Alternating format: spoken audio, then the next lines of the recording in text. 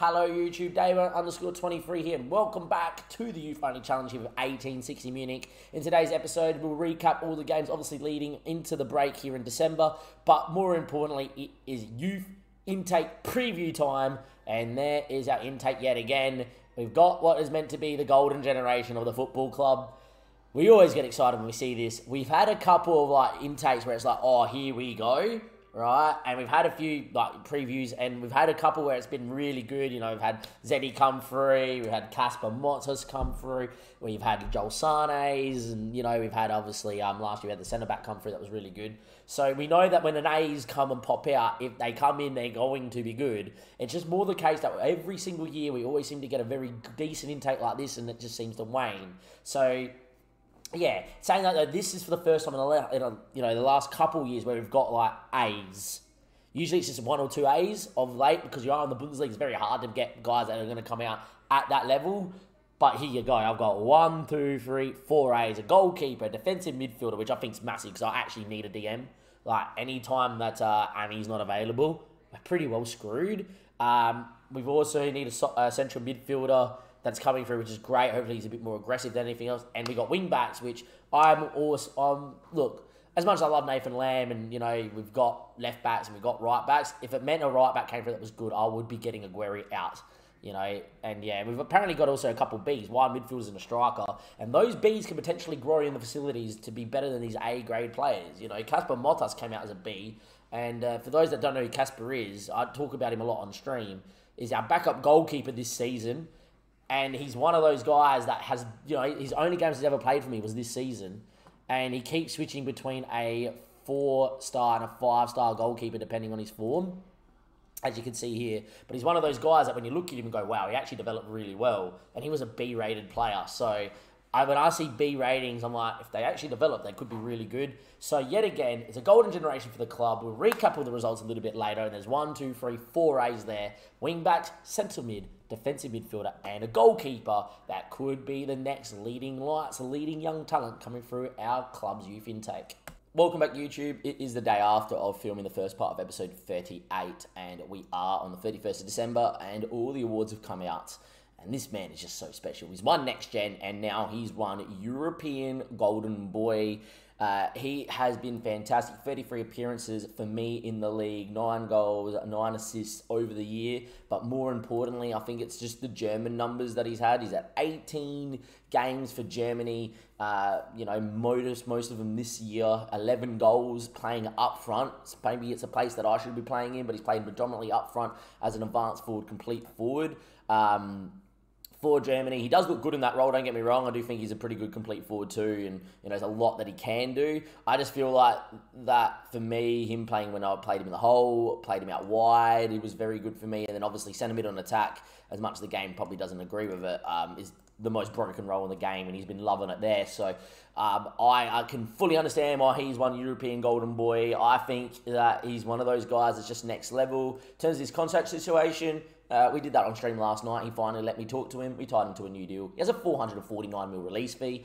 No, that's just the clubs in the Champions League. He ain't leaving unless it's to a club that pays 449 mil. I'm telling you that right now. I'm holding him in that upper escalance with the Fabio Silva back at Metz. And for those that remember what happened there, we rejected a $200 million bid from Liverpool in that save for Fabio Silva, but he was scoring in a league of 38 games, scoring 50 goals a league season. So you don't sell guys like that. Anyhow, Ralph EH, there you go. He wins European Golden Boy. I will talk about one guy that could have come close to winning European Golden Boy, and that is Demi Ami. Now, Demi's been saying this whole year, trying to tie down a new deal. He's been locking in 15 mil release fees, which I don't like. And as you can see here, PSG, Milan, and Inter have all started sniffing. And when PSG is sniffing, PSG get what they want when they bid. I have just gone in for a new contract for the first time in, pretty much being he's actually let me to decide what I think the release fee should be or get rid of it. I've put in 460 million. So if he says yes to that contract, we're going to have Demi Ami for the foreseeable future. However, if a bid does come in, it will be for his 18.5 mil release fee. You'll remember at the start of the season, Bayero 4 and Inter at the start of the year, I may have mentioned it on YouTube, it's definitely on Twitch, we mentioned it, that he had a 15 mil release fee and he locked in 15 mil again, got it up to 18 with the yellow lock, not the red lock, and we knew that this was going to be the issue come this window where we could probably lose him. It's the fact that we're in Europe, it's the fact that these runner results have like, maybe the last month and a bit haven't been great, you know, but it's left us in 6th spot, that we're currently in a European position, that if we can push on this second half of the year, really come, you know, into really honing on this tactic, this very broken tactic made by Zierlot, then yeah, maybe we do finish in Europe here. But as you can see, these runner results was Cologne, you know, we lost in a game that was, you know, we weren't great in. We beat Hamburg. Hertha Berlin, we absolutely dominated. This was one of those games that makes you want to tear your hair out because we had an expected goal rate of 3.2. Usually you score in this tactic. We didn't that day. We should have been 4-0 up by the time they equalised right in the 45th minute. We actually went 2-1 down in this game and had to rely on a 91st minute EH goal just to get something out of it. And we still missed chances in the 94th minute to win it. And we had, I think, 13, 14 corners that game, didn't score a goal from a corner. And then, you know, against Wolfsburg, first goal we scored was a corner. So you can get pretty, like, every opposition against us seems to score corners. Why don't we score them consistently? We score maybe a corner maybe once every 5 games. So, yeah, it's not nice. We then played Mainz, who were second, and yet again didn't play particularly well. There was chances at 0-0 to go 1-0 up, but as you can see here, we weren't particularly great. And then this is the result that in a game in this season is not particularly good. We had a lead. We could have gone on with it. We didn't, and then Vincent gets sent off. If this game could have gone different, we could have been 2-0 up before this red card. We could have not have conceded maybe, you know, it does not matter. Like, here we are. But if you're as good as you think you are, you find a way to hold on, right, for 1-1. And the fact we conceded in the 90th minute kind of resigned to the fact that we're not good enough for Champions League, we're not good enough to win the league. I just think we're one of those guys that we're going to beat everyone that's below us, and then anyone around us we're going to lose to. And if that equals 6th or 5th, great. And if it doesn't, I'm going to be very, very annoyed. So I think our best chance to safely say we get European football is the DFB Pokal. We do have St. Pauli, which is not the easiest tie in the DFB Pokal, but it's a team that we can beat on paper. And I think that's our biggest chance to go in and go, yep, that is the way we're going to get Europe, because I just feel like with the league being so close, like down to Gladbach, it's only 3 points to me. Down to Freiburg, it's 4. Wolfsburg, it's 5. So realistically, a couple bad results, we could be 10th, right? And, you know, to say that, oh, yeah, you can jump into the 4, back a while ago, yeah, now that Mainz haven't lost a game in a while, Dortmund have been whatever. If I don't beat Dortmund in this first game back from the break, I don't see us finishing, you know, anywhere but maybe 4th if Leipzig don't go on with it. So, you know, I don't want to put too much pressure on that Dortmund game, but if we don't win that one at home, it'll be the first one we've beaten them in the league. If that happens, you know, that's probably European Champions League football gone, and we're really fighting for 5th or 6th. And, you know, we'll probably be in that fight for a long old time. I just don't think around the teams like Cologne, Leipzig, Mainz, Dortmund, Bayern, I would even say Mönchengladbach, Bayero 4, even though they're not having a good year, Hertha Berlin, who are currently 16th, those sort of sides, I think we can beat on our day. Maybe not Berlin on their day are just unreal and belong top 3, right? But more times than not, they're going to be slogs where the teams above me right now on the table, and probably throw Hertha Berlin in that, we're going to lose to. And at best case scenario, draw. And that doesn't equal to me Champions League football. But with the right sort of runs and the right sort of draws, arguably last season should have been the year, I think we can still somehow win the DFB Pokal. Anyway, enough talking about that, because we do have an important transfer coming in tomorrow, and we will go through that. And then at the end of this episode, we'll recap anything that happens on deadline day, the fixtures off that we come back with, like this Dortmund game, etc. And obviously talk about if there's any sales and anything like that. Alright, YouTube, welcome back. It's finally D-Day for Oscar.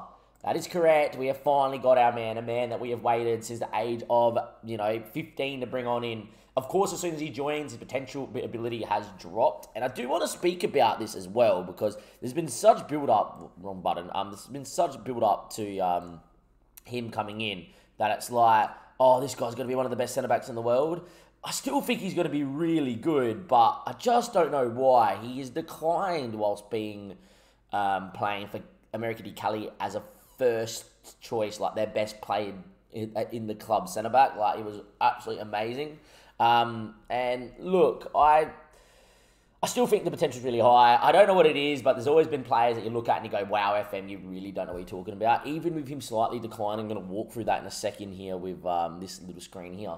That, I just don't understand why he has declined. So this is when he was at 15 and we just bought him. This was the day after buying him, of course, as well. And if we zoom that out just enough and just do that, you can see it. You might lose maybe the bottom stats because of the podcast, but I'll read it. But as you can see, his acceleration went up by 1, agility went up by 1, balance stayed the same. His jumping reach went down, which is important for a centre-back, even though he stayed the same size. I guess because the weight went up, which gave him a touch more strength. He's a little bit whatever. His natural fitness stayed the same. His pace and his stamina went up by 1. His stamina actually went up by 2. Strength went up by 1. The biggest important thing that happened to him is he mentally did improve. Anticipation went up by a couple. Bravery stayed the same. His composure stayed the same. But his concentration went up from 11 to 14. So +3 change with +2 decisions. It's important. Positioning went up by 1. Teamwork actually went down, which I don't like. Vision stayed the same. So did the work rate. But the big thing for me is technically no improvement. He just declined. Tackling went from 16 to 15. Marking stayed the same. His headering stayed the same. First touch stayed the same. Technique went down. I don't understand if that's a thing like in real life. People just shoot up in height and weight and they become a bit clunky. They've got to learn to move again. You see that in youth football. Guys that are really small and nippy, they play the ball around and then they have a growth spurt to 6 foot and all of a sudden they take a bit of time to get used to being that tall. I don't know if that's the thing because he didn't really grow in height, but he grew in weight. But the thing for me is that I don't understand why he's declined. I could understand if he had a longer term injury or, whatever, but he played for America Cully at a decent form. I wouldn't say 6.9s are like, oh my God, what a player. But I wouldn't say that it's like, oh yeah, he's playing out of form, that's why it's, that. I don't understand that at all. I still think he's our best centre-back. I'm like, if you compare him probably to Alcides, who is his partner in crime, you can see that Alcides is like, yeah, I'm very, very, very good. But Oscar's just one of those guys that, yeah, but I know how to defend and I'm a centre-back, and I think they're the perfect mix. Like, Alcides is that more risk-taking, ball-playing defender. Oscar, for me, can still ball play when he wants to, but the guy that's like, yeah, but I'm going to eat nails and, just win the ball back because that's what I do. And he's 6'3", so I actually have a lot of time for Oscar. I think that it's a weird one, but I do think that he will be really good. It just, this first year and a half is going to really determine it. Like, if he comes in here and he starts to develop the likes of Alcides has this season, where, this guy's really kicked on this season, he's now at 67 million, or if he kicks on like a Demi-Ami, even though he might leave us, or he kicks on probably the best case scenario is Dino, who, this guy this season, or Villanueva, both of them are just gone next level, we could be world class, then, I don't know, good to see you, Potato, have a good one, mate. Then, yeah, I don't know, maybe Oscar is a guy that may or may not. When we signed him, we're like, this guy's going to be the best centre-back in world football. I was even saying it up till this season, this guy looked like being the best centre-back in world football, and he's just declined. I've also found with, the other signings that I'm making here, watch it just, lag out. Oh, I didn't this time. Nice. Sean Loshed has not developed once since I've signed him. If this guy was 15 playing at my football club or playing just normally or any football club, he would have developed. So I don't know if there's something in the algorithm. If you buy a player before they can join you, they stop developing. It just looks like that, even though this guy's been playing week in, week out, his technicals have not improved once. They've all stayed 8 and 9. I would have thought by the time he turned 18, from 15 to 18, his technicals would have been up by 1, 2s, 3s even. And I don't know, maybe it's a thing where it's like, if you buy a player before they're 18, like Oliver Lafont, another one, hasn't developed once. Was an A-grade centre-back when I picked him up, has not developed, and he's been playing minutes as well, so, maybe not as many minutes as Sean is. Sean's playing for St. Miriam, and he's been playing for Scotland, so under 20s. For me, it's it's a bit weird, These guys have the potential to be absolutely wonder kid, absolute monsters, but as soon as you've picked them up and signed them, they've stopped growing. So I don't know if that's something in the game, something that you guys have found out. Let me know in the comment section down below or in the Twitch chat as we're currently live. Links down below, come follow us live on Twitch. That when you sign a player before they turn 18, that they literally just stop growing. It's like someone just put elastic around and tied him to a pole and said, yeah, you can't develop anymore because that's how the guy bought you.